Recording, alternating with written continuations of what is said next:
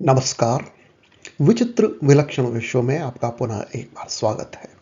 संकल्प मंत्र केवल पूजा कर्म के आरंभ में उच्चारित कोई औपचारिक वाक्य नहीं है। वह कर्ता, काल, देश, कुल और कर्मोद्देश्य को एक ही वैदिक सांस्कृतिक सूत्र में संयोजित करने वाली स्मृति रेखा है। अतः उसमें ब्रह्मा के दिवस से लेकर कल्प, मनमंत्र, युग, महाद्वीप, खंड, आवर्त, वर्ष, देश, क्षेत्र, संवत्सर, मास, पक्ष, तिथि और वासर तक की अनुक्रमणा आती है। यह अनुक्रम इस बात का द्योतक है कि भारतीय चिंतन में व्यक्ति का कर्म निरपेक्ष अथवा पृथक रूप नहीं माना गया। वह विराट काल, व्यापक भूस्मृति और जीवित परंपरा से संबद्ध समझा गया है। इसी पृष्ठभूमि में जम्बूद्वीप, भरतखंड, आर्यावर्त और भारतवर्ष जैसे पदों को परस्पर पूर्णतः समानार्थक मान लेना सरल अवश्य है, परंतु शास्त्रीय दृष्टि से पर्याप्त नहीं। इन पदों में भूविस्तार, सांस्कृतिक स्मृति, आचार मानक और कर्मभूमि, यह चारों स्तर निहित प्रतीत होते हैं। संकल्प मंत्र में प्रयुक्त उक्त भू संज्ञाएं पौराणिक विश्व रचना, वैदिक परंपरा, वंश स्मृति और सांस्कृतिक भूगोल के क्रमिक स्तरों को सूचित करती है। पुराणों में जम्बू द्वीप सप्तद्वीपीय भूमंडल का प्रधान द्वीप कहा गया है। विष्णु पुराण में जम्बू द्वीप और भारतवर्ष का निरूपण केवल स्थल वर्णन के रूप में नहीं, अपितु धर्म, कर्म और मनुष्य जीवन की साधनात्मकता के आधार पर भी किया गया है। वहां भारत को इस द्वीप में हिमद्री के दक्षिण और समुद्र के उत्तर में स्थित कर्मभूमि कहा गया है। ऐतिहासिक रूप से भी जम्बूद्वीप केवल काल्पनिक ब्रह्मांड रचना का पद नहीं रहा। सम्राट अशोक के लघु शिलालेखों में जम्बूद्वीप का प्रयोग ज्ञात राज्य क्षेत्र अथवा सांस्कृतिक भूभाग के संकेत में मिलता है, जो बताता है कि पौराणिक पदावली समय समय पर ऐतिहासिक भूसंज्ञा रूप भी ग्रहण करती रही। इसी प्रकार पृथ्वी संज्ञा भी इसी सांस्कृतिक भूस्मृति से संबद्ध है। पुराणों में राजा पृथुद्वरा पृथ्वी को दुहकर पोषक, सुव्यवस्थित और कृषि योग्य बनाने का आख्यान मिलता है। इस अर्थ में पृथ्वी केवल भौतिक धरातल नहीं, अपितु राजधर्म, पोषण और मानव व्यवस्था से संस्कृत भूमि का प्रतीक भी है। भरत खंड में भरत और खंड दो अर्थधाराएं संयुक्त हैं। खंड किसी व्यापक भूभाग के विभक्त अथवा विशिष्ट अंश का बोध कराता है। इसी दृष्टि से भरत खंड को केवल आधुनिक राजनीतिक भारत का पर्याय मानना उसके प्राचीन सांस्कृतिक विस्तार को संकुचित कर देना होगा। भरत शब्द धारण, वहन, पोषण, अग्नि और कर्म जैसे संकेतों को वहन करता है। वैदिक परंपरा में भरत एक जन समूह, अग्नि संस्कृति और यज्ञीय परंपरा के वाहक के रूप में स्मरणीय प्रतीत होते हैं। यदि भरत खंड को जम्बूद्वीप के भीतर स्थित एक ऐसे विस्तृत सांस्कृतिक खंड के रूप में देखा जाए जहां अग्नि, धातुकर्म, पशु का पालन, अश्व, चक्र और यज्ञ परंपरा से संबद्ध संस्कारों का प्रवाह हुआ, तो यह पद मात्र भूसी सीमा न रहकर सभ्यतागत स्मृति का द्योतक बन जाता है। आर्यों का आवर्त अथवा आर्याचार का क्षेत्र है, जिसकी धर्मशास्त्रीय सीमाएं हिमालय से विंध्य, पूर्व से पश्चिमी समुद्रों अथवा विशिष्ट नदियों प्रदेशों के आधार पर निर्धारित हुई हैं।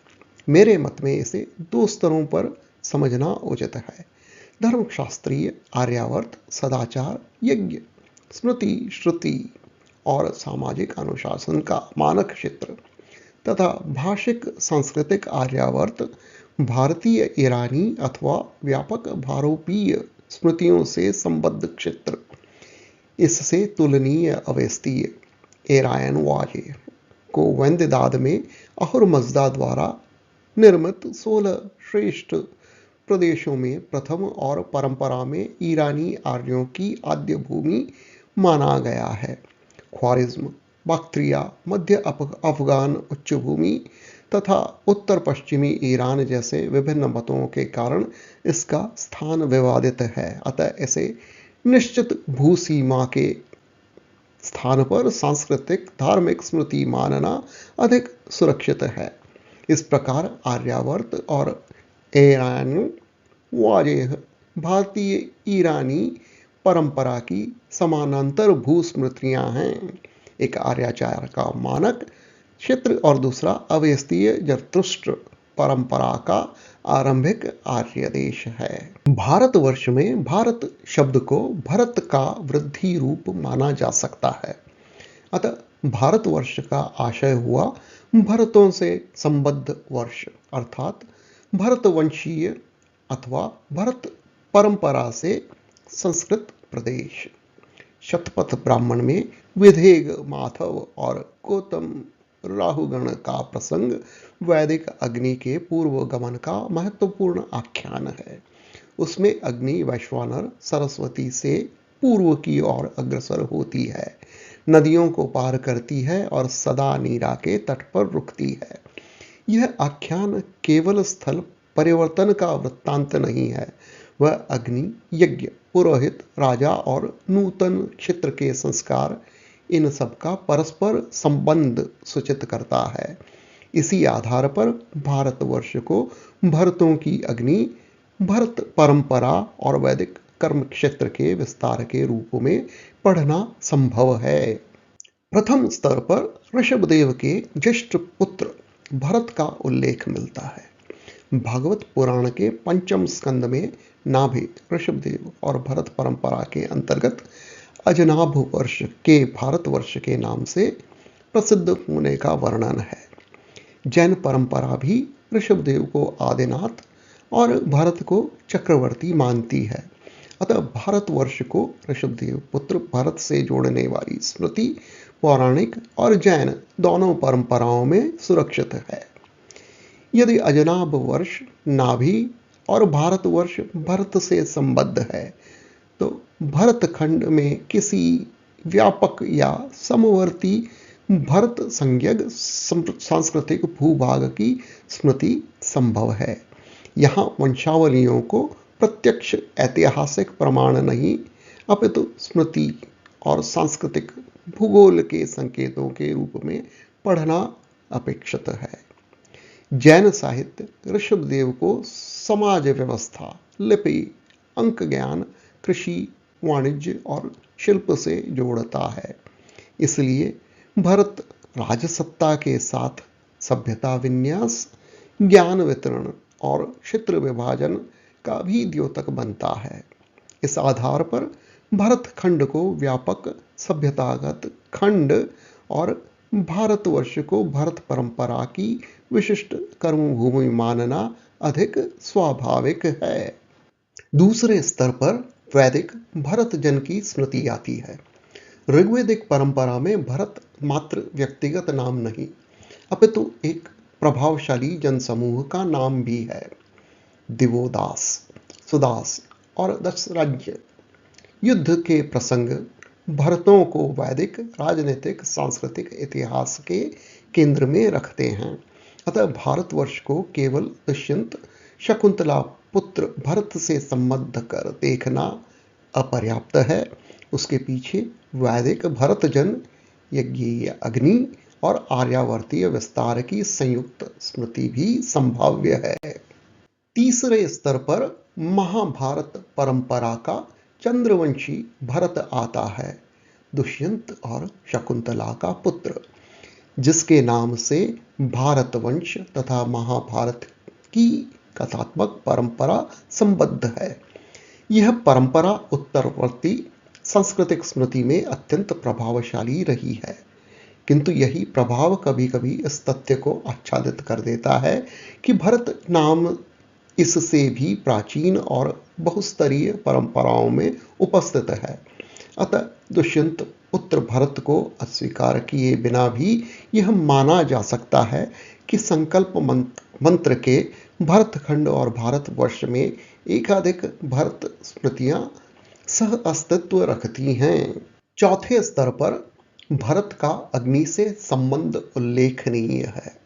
मत्स्य पुराण में अग्नि से संबद्ध भरत का उल्लेख मिलता है और वैदिक साहित्य में अग्नि को वहन करने, सुरक्षित रखने तथा नूतन प्रदेशों में प्रतिष्ठित करने की परंपरा अत्यंत महत्वपूर्ण है। यदि शतपथ ब्राह्मण के विदेग माधव का प्रसंग ध्यान में रखा जाए तो अग्नि का पूर्व गमन केवल धार्मिक कर्मकांड नहीं अपितु सांस्कृतिक क्षेत्र विस्तार का रूपक भी है। इस प्रकार भरत नाम में अग्नि, यज्ञ, धारण और विस्तार ये चारों संकेत एकत्र दिखाई देते हैं। आर्षभ भरत की परंपरा को ध्यान में रखने पर यह संभावना और स्पष्ट होती है। अजनाभ वर्ष, नाभि, ऋषभदेव और भरत की पौराणिक अनुक्रमणा में हिमालयोत्तर तथा मेरु संबद्ध भूभागों की स्मृति आती है। यदि इन संकेतों को आधुनिक भूगोल की कठोर रेखाओं के स्थान पर सांस्कृतिक स्मृति के रूप में पढ़ा जाए तो भरतखंड को ऐसे विस्तृत क्षेत्र की स्मृति माना जा सकता है जिसमें आर्यावर्त और उसके भीतर भारतवर्ष क्रमशः अधिक विशिष्ट स्तरों के रूप में स्थित हैं। वर्तमान सामान्य प्रयोग में भरतखंड और भारतवर्ष को प्राय समानार्थक मान लिया जाता है, किंतु संकल्प मन की पद अनुक्रमणा इस सरल समता को चुनौती देती है।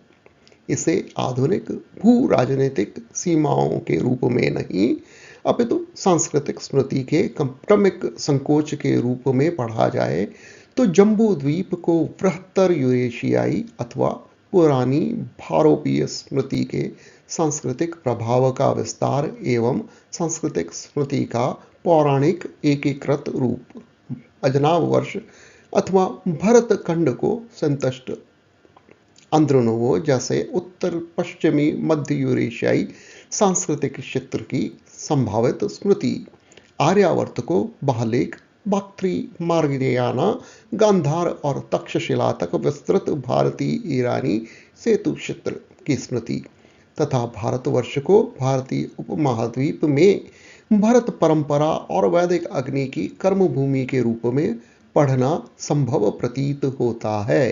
पौराणिक मान्यताओं को आधुनिक इतिहास के प्रत्यक्ष प्रमाण के रूप में ग्रहण करना उचित नहीं, तथापि सांस्कृतिक स्मृति के अध्ययन में इनका महत्व असंदिग्ध है।